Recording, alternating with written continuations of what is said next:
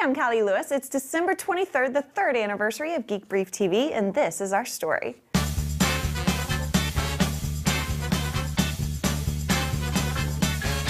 First, the backstory. Long ago, before the bubble burst, the internet bubble, not the housing one, Neil and I were freelance web developers. He did the design and I did the code. There was a cable channel called ZDTV that later became Tech TV. We kept it on all the time while we were working, kind of like the way some people keep a news channel on all the time. Tech TV introduced us to Leo Laporte, John C. Dvorak, and Patrick Norton. There were others, but those three guys are the ones who inspired us, and then the bubble exploded. I'm sure it was like what some people are going through now, post-housing bubble. Web dev jobs dried up. We racked up about $30,000 in credit card debt just to survive, and when we had had enough, we got a day job. Neil and I will have been married 10 years in January. When we got married, we made it a goal to always work together. There aren't a lot of jobs where you work for someone else that make that easy to do. We drove past a self-storage facility with a sign out front that said, "Hiring husband and wife teams." We stopped, applied, and before we knew it, we were working for a company called Extra Space Storage. We were burned out on tech.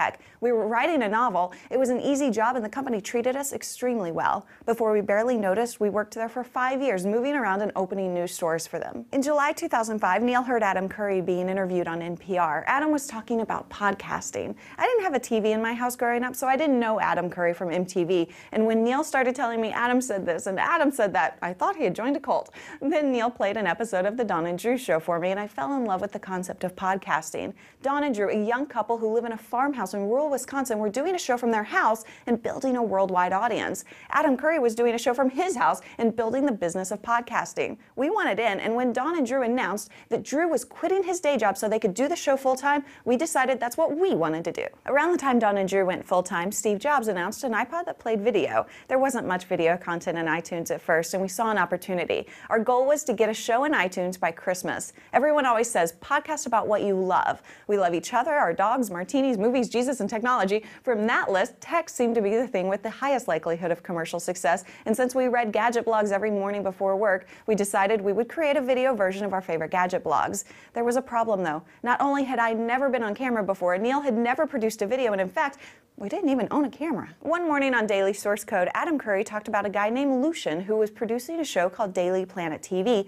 using an application called Wirecast. It gave him the ability to shoot live on a green screen and do a show that looked pretty darn professional. Verasoft, the company that developed Wirecast, also makes an app called VideoQ Pro. It was less expensive and included teleprompting functionality. We bought that, 4 pieces of green poster board to make a green screen, a cheap DV camera, an expensive shotgun microphone, and an iMac. We already had a soft light Neil used for photography. As soon as we came up with the right name, we were ready to go. GoDaddy.com is a Geek Brief sponsor, but we used them to register domain names long before we had promo codes GB1, GB2, or GB3. On November 30th, 2005, we were on GoDaddy.com typing in domain names. Since we were doing a gadget news show, we had Inspector Gadget in our thoughts. We typed in a bunch of names, but when one of us typed in the name GeekBrief.com, we knew that was the one. With that name came a flood of ideas, including a cheesy Geek Brief backstory. Geek Brief would be the daily news briefing originating from the Geek Intelligence Agency, the GIA.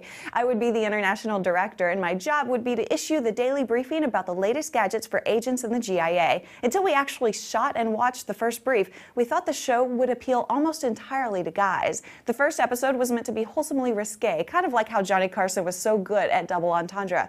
After we watched it, though, we thought there was a potential to appeal to women in addition to men, so there's a pretty big difference between Brief 1 and Brief 2. Now, we were conflicted when we started. We had the clear intention of quitting our day job to do Geek Brief full-time 2 months before we started the show. We wanted the first episode to go out in time for Christmas so all the people who got new iPods could subscribe in iTunes. At the same time, we had no experience in video production, so we really didn't think the audience would grow until we figured out what the heck we were doing.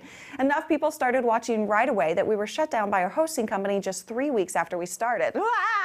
5 months to the date that we released the first episode of Geek Brief, we announced we were quitting our day jobs to do the show full-time. In order to keep the brief and Geek Brief, that part of the story will be continued tomorrow. I'm Callie Lewis. Thanks for watching. All I ever wanted on my Christmas morning was you.